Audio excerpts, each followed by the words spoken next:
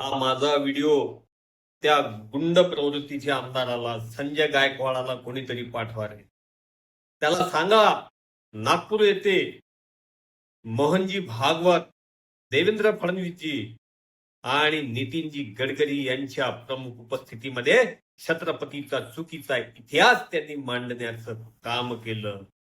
त्यांना सांगा त्या गायकवाडाला की त्याच्या घरामध्ये त्या भोंदू बाबा बागेश्वर धामच्या घरामध्ये घुसून कधी मारणार आहे, त्याला आई बहिणीच्या कधी शिव्या देणार आहे. मी या ठिकाणी आरएसएसचे प्रमुख मोहनजी भागवत यांना विचारतोय, केंद्रीय मंत्री नितीनजी गडकरी यांना विचारतोय, महाराष्ट्राचे मुख्यमंत्री मी यांना विचारतोय की जो भोंदू बाबा बागेश्वर धाम यांनी चुकीच्या पद्धतीने जो इतिहास मांडण्याचा प्रयत्न केला, या महाराष्ट्राच्या संस्कृतीला लाजवेल असा इतिहास त्यांनी सर्वांच्या समोर मांडलेला आहे.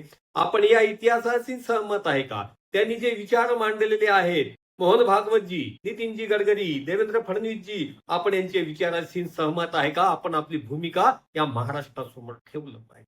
आपल्या उपस्थितीमध्ये अगर छत्रपतींचा कोणी इतिहास चुकीच्या पद्धतीने मांडत असेल तर आपण निश्चितच त्या ठिकाणी कठोर भूमिका घेऊन या धीरेंद्र बाबावर कारवाई करायला पाहिजे होती. अवघ्या काही दिवसा अगोदरच या महाराष्ट्रामधील बुलढाण्याचे आमदार, मगरूर आमदार, दीड शहाणा आमदार याने आमचे बहुजन साहित्याचे प्रकाशक प्रशांत तांबी यांना घरात घुसून मारण्याची धमकी दिली. आई बहिणी पत्नीला घाणेरड्या शिव्या, बलात्कार करण्याच्या शिव्या दिल्या आणि काही दिवसातच तुमच्या समोर या बागेश्वर बाबाने चुकीच्या पद्धतीने इतिहास मांडला. आम्हाला ह्या ठिकाणी आपल्याला सांगायचं आहे की आपण या विचाराशी सहमत आहे का?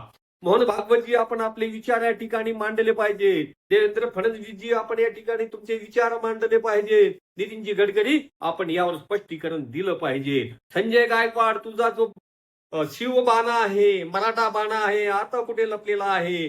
जग जाहीररित्या छत्रपतींचा अपमान या भोंदू बाबाने केलेला आहे. आता का तू त्याला घरात घुसून, त्याच्या घरात घुसून का मारत नाही? या अशा दुटप्पट्टी लोकांनी या महाराष्ट्राचा अपमानच केलेला आहे. म्हणून मी या ठिकाणी पुन्हा एकदा विचारतोय की या विचारासीन मोहनजी भागवत, नितीनजी गडकरी, महाराष्ट्राचे मुख्यमंत्री देवेंद्रजी फडणवीस, आपण आपली भूमिका स्पष्ट करावी. या व्हिडिओला जास्तीत जास्त लोकांपर्यंत पोहोचवा हीच विनंती.